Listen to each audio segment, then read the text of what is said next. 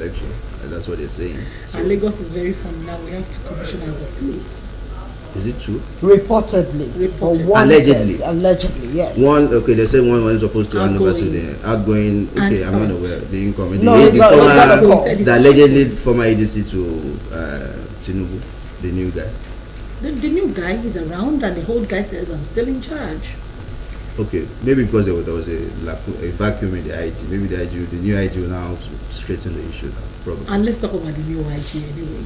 A lot of people were disappointed that President Muhammadu Buhari did not extend the tenure of the IG, because that had been the speculation. Enough noise had been made, thinking that he was going to extend the tenure, but he didn't. Now he brought this person whose name has never been heard before, and he brought him into power and made him the IG. What do you make of that? I'm surprised that people are disappointed that it wasn't extended. Yeah.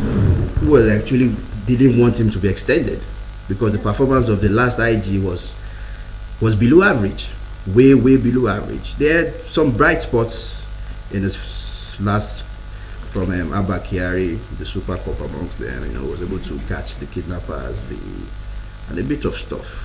What was below par? But having said that, the government missed the golden opportunity to write their name in gold for us to have the first female IG in Nigeria. There's a DIG, a female DIG that would have been chosen. They would have used that. Acting. You really cannot. No, it's substantive. Not acting anymore. It's substantive IG now. I saw some pictures. No, it's not no longer like, so they missed that opportunity, to get the first female IG in Nigeria. But having said that, I've gone through the CV of the new IG. It works extensively with Interpol, so I believe we should be able to bring in best practices, international best practices to the police, hopefully, to do a good job.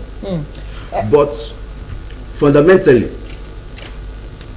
for the policing in Nigeria to change, we need to talk about restructuring Nigeria.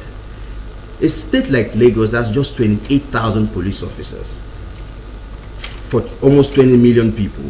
About maybe 50% of them are carrying bags for the so-called big men. It's not enough. We need to have state police. That's the only way we can resolve the policing challenge in Nigeria. What if the governors, many have expressed the fear that the governors might just take over the apparatus of the state police and use them, because our democracy, according to them, is not mature enough for state police. Those fears are unwarranted as far as I'm concerned.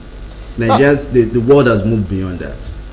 This you can't behave in a gangsterly manner anymore because the world has moved beyond that. Okay. We need to police the people. I want to talk about constituency projects that some honorable members and senators actually do. You see some of these things, they look so funny. Somewhere in the south, there was a woman who was actually commissioning a floating toilet. You find another one in the east did the same thing, built one shack and said he was commissioning it. People do all sorts of things. What comes to your mind when you see things like this? People who get very huge resources, then you just think that you come and drop one charm on the people and you expect them to give you a round of applause or accolades, as it were. What will change if you make it to Abuja? You see, the challenge here is that they ride on the ignorance or lack of awareness of the people. There's an app now that shows for each member the amount for each year.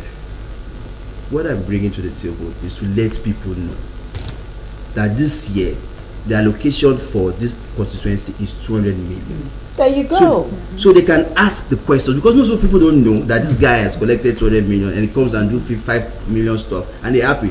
And they didn't think it's out of his pocket. And build a toilet. It's disgraceful.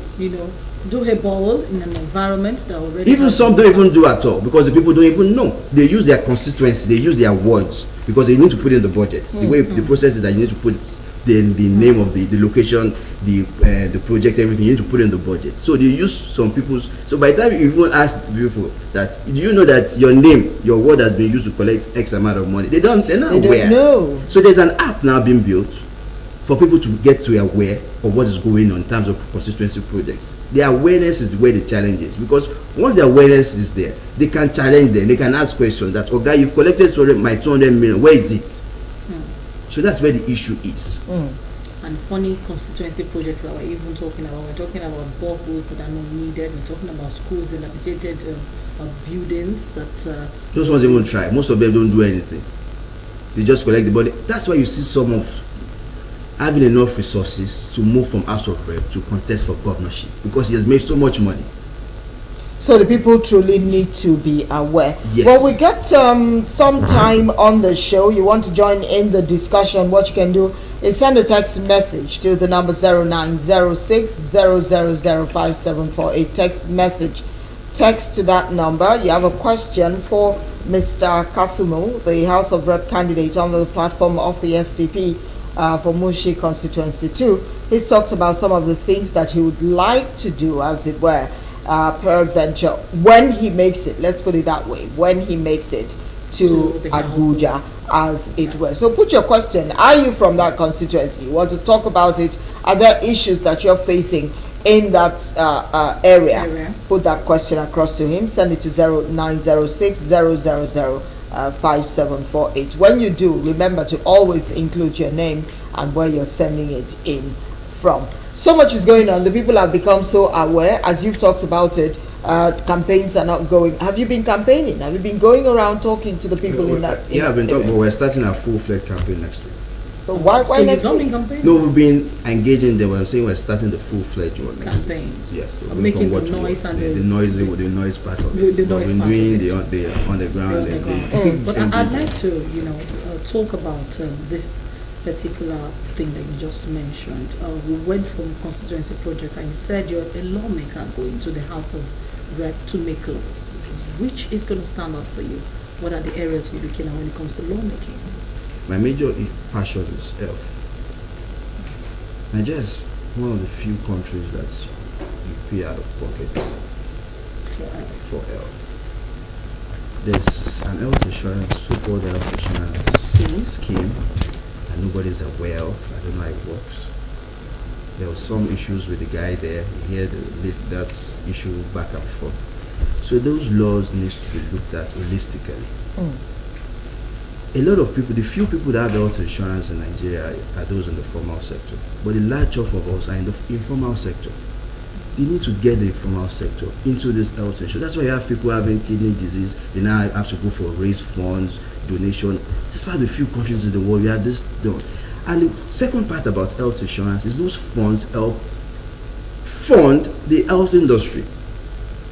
Because we have a pool of funds, so they get to pay from everybody. So you have a lot of funds, to build hospitals for doctors. Doctors know they don't need to go on strike here and there. All those kind of issues coming up. All right, we have a caller on the line. Hello, good morning. When you get through, you know exactly what to do. But I would prefer that you send a text message to the number 0906. It's actually right there on your screen. You were saying? Yeah. So those laws need to be looked into holistically and rejigged properly, so that we have proper health insurance for our people. Our people are dying needlessly too much in this country. The quality of life is appalling. It needs to stop. That's what. Education, like I said earlier, in terms of the curriculum, you said the Lagos State, because most of the curriculum is not designed by the states. It's from the federal government that do that. They rejig. Lagos State government, they rejig. So it needs to be looked at, in terms of the curriculum of education, because we are not preparing our children. And now you're looking at the national level. At the national level. We are not preparing our children for tomorrow. Because they decide what happens. Exactly. They're not preparing our children for tomorrow. The quality of education we're giving them doesn't prepare them. The world is moving at an alarming pace. Robotics, so many things going on out there. We're not preparing people in China, in Japan, in secondary school. They build robots, they build machines. Can our secondary school people do that? No. Even our university computer engineering students can't even do that. Things need to change. So those are my two passions: education and health. In terms of law.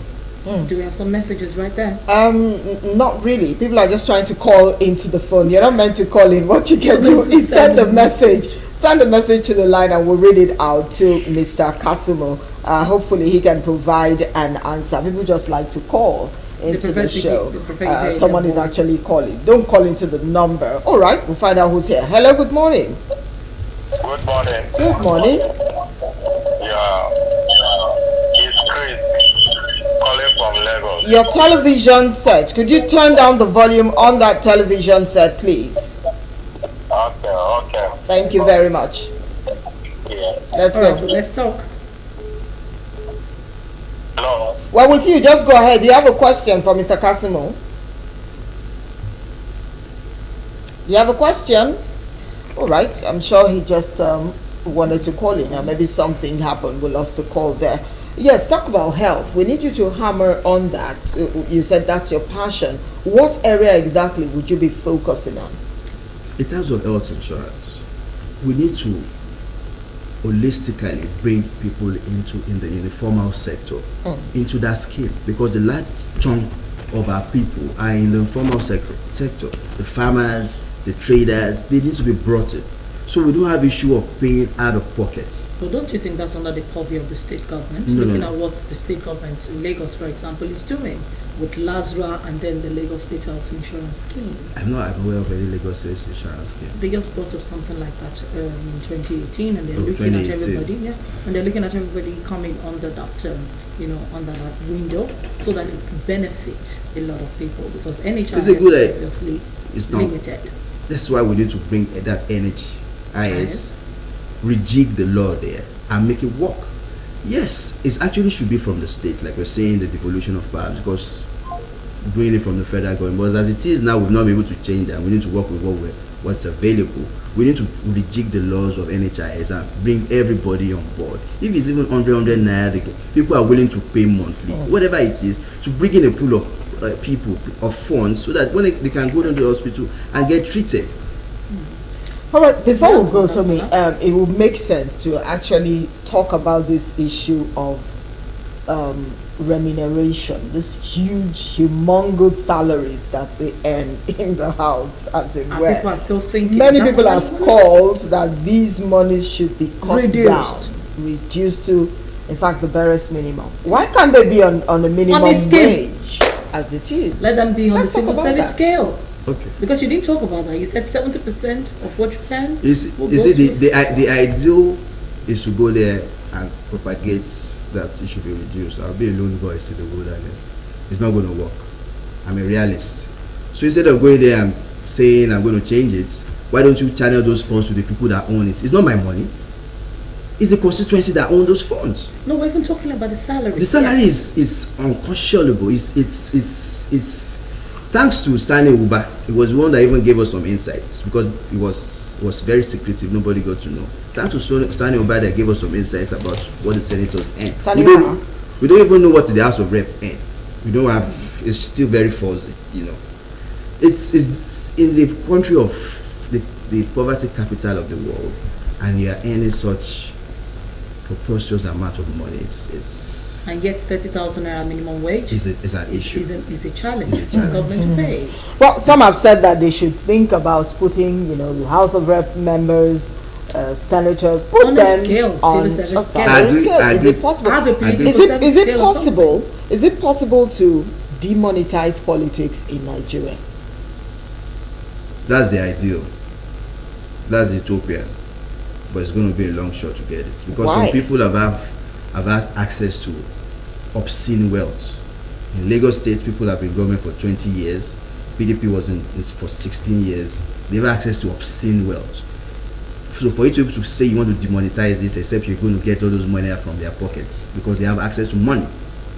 So it's going to be a phased thing. Maybe in the next 10, 20 years, we will face out those generation of people, hopefully. Face them out, or maybe change the scheme, or change. By changing, by facing them out. Even if you're going to be a lone voice in the House of Rep, isn't it one of the things? It would be a laudable idea, but I think a lot of other people also it should be on record. Thinking. It should be on record. Talks about it. That you actually spoke about the reduction of salaries. Maybe one or two people were not bold enough to champion the cause, would want to join if they see someone like you. Yes, I agree. But again, That's the salaries and the emoluments and everything is Yes. reduced. It goes back to the purse and is relucted by some new set of people in the executive. All right, Mr. So why don't you Kasimo, channel those funds to the people? as we coast home, let's look Yes. at the election. It's a few weeks away. Yes, ma'am. What do you've been meeting with the people? You say you've been engaging them. How open are they? There is apathy in the land, as it were. Yeah. People just say, "Look, we have an idea who is going to be. Why do I have to go out to vote?" Would you rate the polls of the average Nigerian as the elections draw near? You think it's going to be very free, fair, and credible? To a large extent, it's going to be. We hope it's free and fair, but there's this issue of this lady in INEC. That's Amina Zachary, yeah, very credible woman. It's credible. It's okay, but the alleged relationship with the president calls for concern. It's an issue. What has her relationship with the president got to do with the election? It's conflict of interest. How do you mean? It's best practice. What global, if you're it's global What best if you're practice. When you put qualified? yourself where we have such relationship with people, it's best practice globally. It's conflict of interest. You're not supposed to be anywhere near the coalition. No, but the coalition head, the head of that coalition center is still the INEC chairman. Yes, but she is going to be part of that committee, as it were. So it's conflict of interest. It's a no-brainer for me. She's as a person, I have no issues with her. You know, she's competent and all, but it's basic conflict of And they said interest. she's not related, as it were, to It's the president to by the blood. president. Okay, by marriage though. By blood. Oh, yeah, Is by she, marriage. have we looked at whether she's qualified to do the job? Like I said, Or if like she I, has like an I, history of credibility. you don't get what I'm saying. Global best practice. Means you excuse yourself, You recuse yourself. walk away from Because that. there's a clear-cut conflict of interest there. In terms of credibility, in terms of competence, I don't have an issue with that. All right. But it's a global best practice. How strong is your governorship candidate? The man who's flying the flag of the SDP. Let's look at that in Lagos. Dr. Pierce. Yes. Dr. Pierce is doing a great job moving from LG to LG, engaging people, you know. Like I said, the only challenge we have is the people that have acquired among us well. But people are aware. People are clamoring for change. But a lot of people also think that, look, Lagos has worked under the APC, so why do you need a Why do we need a change? change? Lagos has what? Worked. Worked under the APC. Why do you need a change? If I start with that, we'll not live here today. If you say Lagos has worked under the APC. Lagos, let me just give you some few statistics here.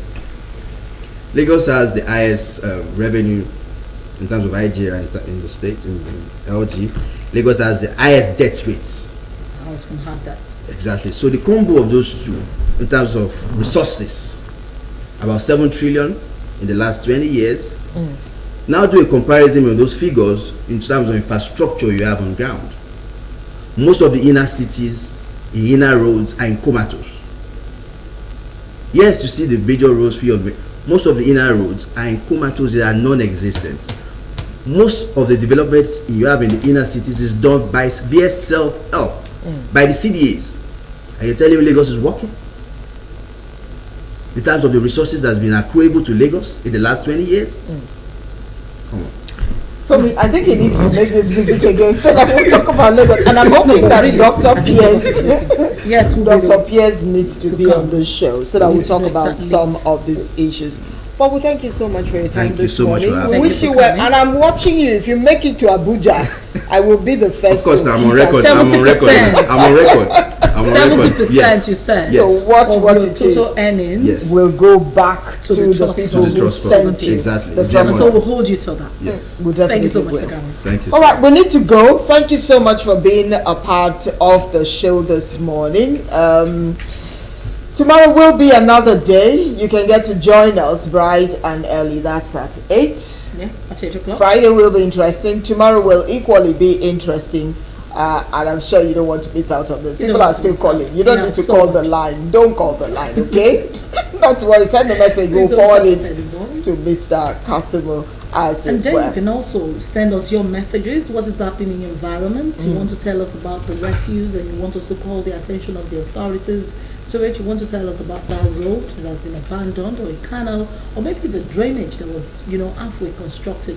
Whatever it is that you want to draw the attention of the government to, you can send us a message on that same number 090. That's 6000. That's 5748. Those numbers are always juggling in your head. And I'm thinking 71. No, 5748. Just keep sending those messages so that we can put it out. We'll have to keep talking about Lagos. That's exactly the state where we're at. We're done, we're gone. Thanks to everyone who's been part of the show. Thank you for watching. Thanks to our guests, of course, for coming. Tomorrow is another day. I'm Ife Onyebule. And I am Tomisin Ojo. Have a wonderful day. Bye-bye. Bye.